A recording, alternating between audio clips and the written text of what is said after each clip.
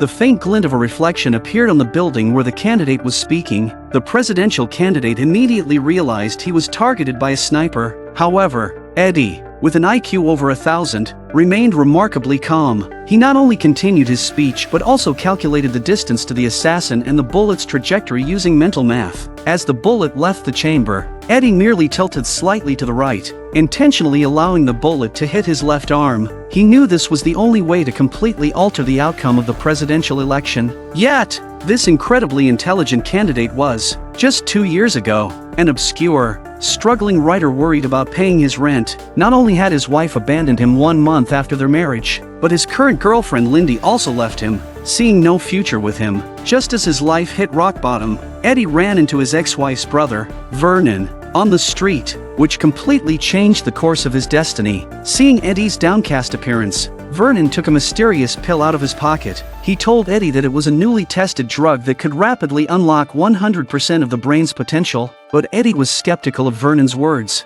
He knew Vernon had been a junkie since childhood, and this transparent pill was likely a new type of illegal drug. Eddie initially did not intend to try it himself, but when his nagging landlady Valerie came demanding rent, he swallowed the pill as an escape from reality. To his surprise, in the next second, a powerful current surged through every nerve in his brain, making him feel like a blind man who had just regained his sight. Eddie immediately deduced that Valerie was only taking her frustration out on him because she was stuck on her thesis, based solely on a few details he observed about her. Amazingly, just a glance at the corner of Valerie's book reminded Eddie of having read the same book in college, and he recalled every word of it. Within moments, the hostile Valerie turned into his admirer. Using the sudden influx of knowledge, Eddie not only resolved all the issues with Valerie's thesis but also won her over completely. After an intense encounter, Eddie, still full of energy, started cleaning his mess of an apartment. Soon, the place was spotless, but even at this moment, his brain remained highly active,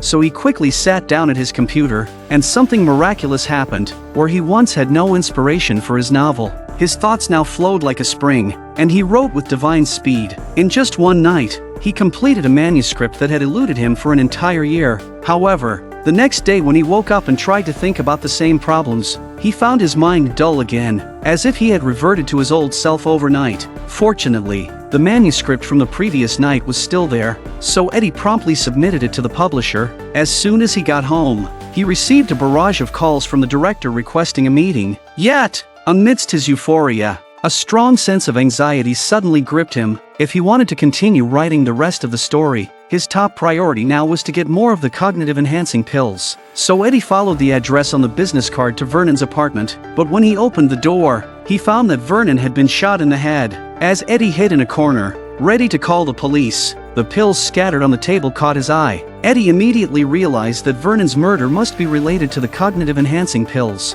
Maybe the killer didn't take the pills away. So Eddie quickly puts on his gloves and starts searching through the cluttered apartment. Eventually, he found a whole package of clear pills in a compartment at the bottom of the oven. With the cognitive-enhancing pills in hand, Eddie's life changed completely. He finished the rest of his novel in 4 days and mastered the piano in 3. He could fully grasp a foreign language after hearing just a few sentences, and even used mathematical algorithms to win big at the poker table. These sudden changes not only helped him win the hearts of numerous beauties but also quickly elevated his social circle to the top of the pyramid. Eddie soon realized that to truly achieve a class leap, he needed to make more money, so he gathered all the financial books he could find and threw himself into the stock market. With the help of the cognitive-enhancing pills, he earned $7,500 in 2 days, but this earning speed was far from his goal. So he borrowed $100,000 in principal from an underground bank at 100% interest. Using this seed money, he netted $2 million in just 1 week from an epic bear market. This not only won back his ex-girlfriend Lindy's heart but also secured him a lunch with Wall Street titan Carl Van Loon. The cognitive-enhancing pills made Eddie shine in front of Carl, and within minutes he had Carl's full approval. Carl not only drove Eddie home in his own car, but also handed him a thick pile of merger and acquisition documents. And Eddie did not disappoint. After skimming through a few pages, he quickly identified the issues within them. All right, you get your shot. Meet me tomorrow at the St. Regis at 10 and tell me how the gutsy little schmuck who needs a ride home would restructure these deals. And you better be prepared. I'm at your disposal. Given the opportunity, Eddie didn't go straight home. Instead, he wandered the streets, dreaming about a bright future. But suddenly, his consciousness became hazy, and even his memories became extremely fragmented. He couldn't remember how he had crossed 10 blocks, and everything before his eyes seemed like a dream. In the dream, he not only had an encounter with a blonde beauty but also used movie fighting techniques to easily take down several hulking men who challenged him.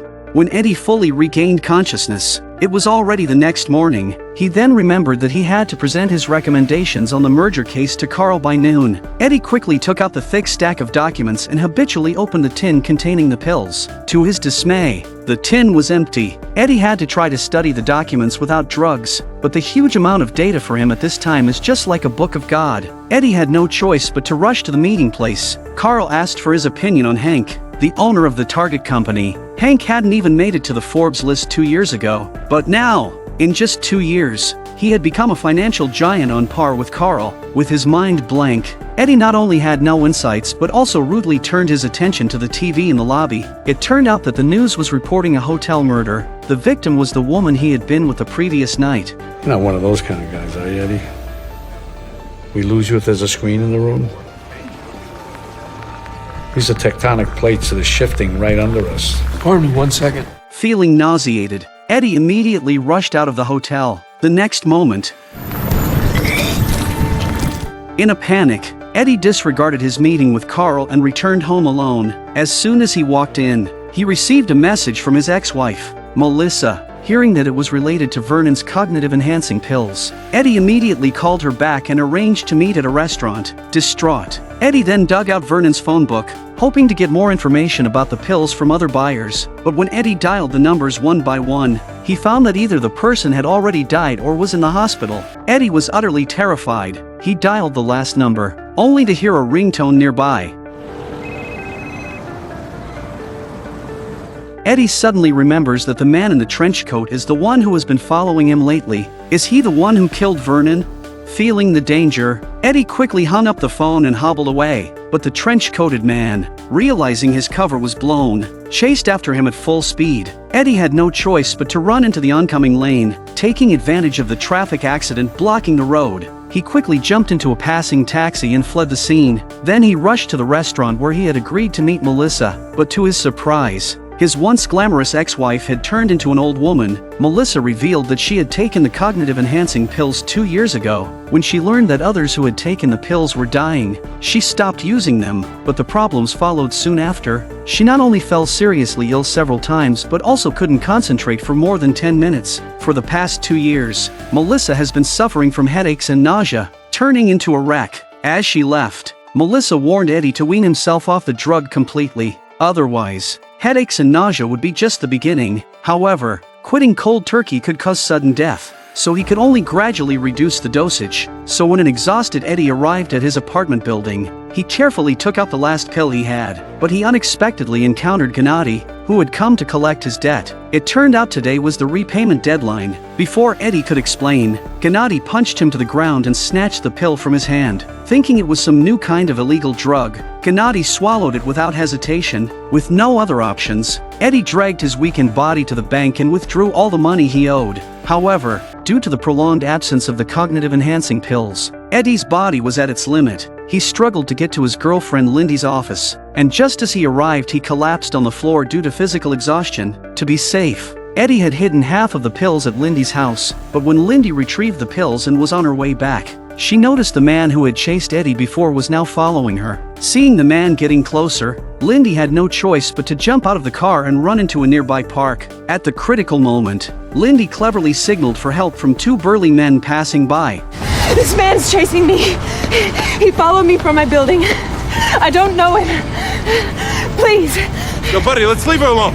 However, the man didn't stop. Instead, he pulled out a hidden knife. In just a few seconds, the 2 burly men became victims of the man's blade. Seeing this, Lindy continued to flee, hiding in a nearby rock formation while secretly calling Eddie for help. When Eddie learned that the man had killed 2 passers-by, he immediately instructed Lindy to swallow a pill. With the killer closing in, a desperate Lindy swallowed a pill, just like what Eddie had experienced. All the tools that could be used for self-defense in the surrounding area entered Lindy's field of vision in an instant. Within seconds, with her senses fully heightened, Lindy devised an escape plan. She ran at full speed over the fence of the rink, and then flew over the wall into the rink's interior. And then, with her foot-high heels, she quickly found the little girl she had targeted before she started. As the man approached, Lindy used the girl's ice skate to precisely cut his cheek. Half an hour later, after taking another pill, Eddie quickly regained his former sharpness, but knowing the truth left Lindy deeply disappointed, for she realized the man before her was no longer the real Eddie. Eddie promised her he would soon break his dependency on the drug, but a rational Lindy chose to leave once more. Eddie suddenly realized that Gennady, who had received the money owed to him, was still following him, having experienced the effects of the pills. Gennady now wanted more. Gennady threatened Eddie to provide him with a sufficient supply of pills, or he would make Eddie's life a constant threat. Eddie had no choice but to give him a few pills to placate him. Unable to bear the threats any longer, Eddie hired 2 bodyguards the next day to stay with him around the clock. He spent $5 million on a highly secure mansion. After some time of observation, Eddie discovered that as long as he took the same dose of the pills at the same time every day and avoided alcohol, he wouldn't experience any side effects. To ensure he always had the pills on hand, he had custom suits made with hidden pockets. He also spent $2 million to hire a top-notch chemist, demanding that he replicate the pills within 6 months. With his vitality restored, Eddie quickly regained Carl's trust and was reappointed as the intermediary for the merger negotiations. To his surprise, Hank looked even older than Carl, who was 10 years his senior. Hank even needed a cane to walk. Luckily, the merger negotiations went smoothly, and once the deal was finalized, Eddie would receive a $45 million commission. However, the impending joy didn't last long, as the police investigating the death of a woman at the hotel soon found Eddie. Is this Bruce? To clear his name, Eddie immediately hired New York's best criminal defense lawyer, Morris, but somehow, word still got out. Gennady found out through his connections at the police department that Eddie was a murder suspect, and he used this information to blackmail Eddie, demanding a regular supply of the pills. Worse still, the nearly finalized merger hit a snag. On the signing day, Hank failed to show up. It turned out he had fallen seriously ill and was rushed to the hospital for emergency treatment. What was supposed to be a completed merger was now indefinitely postponed. Eddie initially thought this was just an excuse from Hank's side, but when he saw the driver who was escorting Hank's wife, he immediately understood the situation, because the driver in front of him is no other than the man who chased and killed him and Lindy. It turned out Hank, like Eddie, relied on the pills to reach his current status. This also meant that the man in the trench coat was likely the real killer of Vernon. He had planned to kill Vernon and take all his supplies but found nothing, so he started targeting Eddie, who had appeared at Vernon's apartment last. Instead of returning home, Eddie rushed to the police station, as he had to participate in a lineup for a witness identification. Fortunately, the lawyer he hired was very experienced. Morris brought in people for the lineup who were similar to Eddie in race, build, and medical condition. As a result, the eyewitness didn't focus on Eddie at all. After the identification, Eddie quickly returned to Carl's office, but Carl's face was grim, as the highly confidential merger negotiations had suddenly made headlines. Because of Eddie's unexplained disappearance earlier, even Carl began to suspect that Eddie had intentionally leaked the news. Faced with Carl's questioning, Eddie stood there, unable to respond. He suddenly realized he had missed his scheduled pill time and rushed to the bathroom to take one from his hidden stash. But when he searched the hidden pocket, all the pills were gone. As Eddie stood there, bewildered, the receptionist suddenly brought him a package from Gennady. Opening it, he found the severed hands of his 2 bodyguards inside. Terrified, Eddie immediately took the package and rushed to his mansion.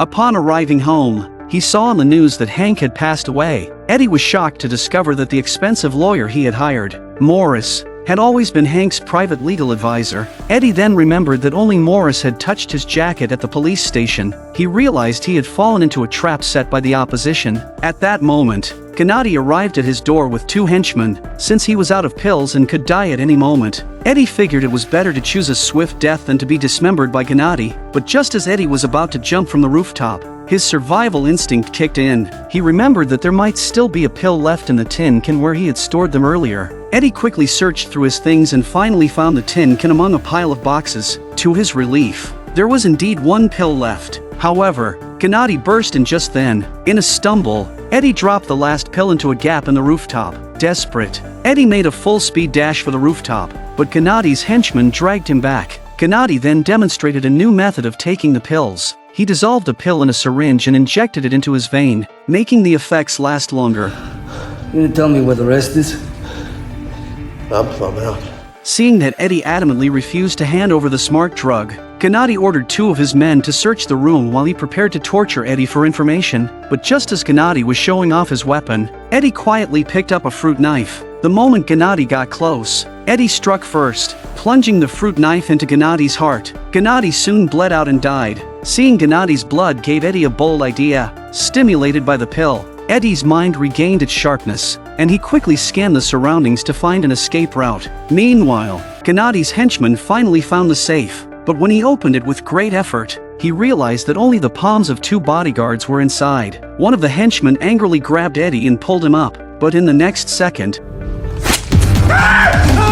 after a battle of wits and courage, Eddie managed to kill both of Gennady's henchmen. Eddie then rushed to the hospital and found the trench-coated man standing alone outside the room. With Hank dead, Eddie was no longer a problem for him. Eddie told the man that Hank's lawyer had stolen his pills. In a fit of loyalty and rage, the man killed Morris. Eddie seized the opportunity to retrieve the remaining pills. 1 year later, Eddie, who had abandoned business for politics, successfully became a presidential candidate. One day, a mysterious pharmaceutical tycoon visited his campaign headquarters. When Eddie walked into the office, he was surprised to find that this so-called tycoon was actually Carl. The Senate? Well, who knows? Everything's a technicality from here on in, isn't it, Eddie? I think we both know where it's headed, if you can maintain. It turned out that after acquiring a pharmaceutical company, Carl had discovered Eddie's secret. Carl threatened Eddie, demanding that he meet his demands, or else he would permanently shut down the lab that supplied Eddie with his pills. And in return, I do what? Get a little advice, maybe. I won't be bothering you much at first. And later. What are you gonna be bothering? Given where you're heading, some of our ideas are a bit ambitious, but hey, I think they're achievable. Holding the ace up his sleeve, Carl expected Eddie to comply obediently. To his surprise, Eddie flatly refused. I have no idea what kind of enemy I That van's gonna rear in that taxi. What? The driver's distracted. He's texting. He's going 30 miles an hour. He's 60 feet to stop. He doesn't have room. What the? By this time, Eddie's brain had become powerful enough to see through everything. He lightly touched Carl's chest and quickly deduced that Carl was suffering from dilated cardiomyopathy. Leaving Carl speechless, Carl silently got into his car. Knowing that he had completely lost this battle, Eddie had already found a new solution. Through modification and improvement of the pills, he not only completely overcame the side effects but also took his brain development to a new level. Eddie's ambitions now extended beyond competing with Carl on Wall Street. His next step was to run for president and fundamentally change the course of the nation's history.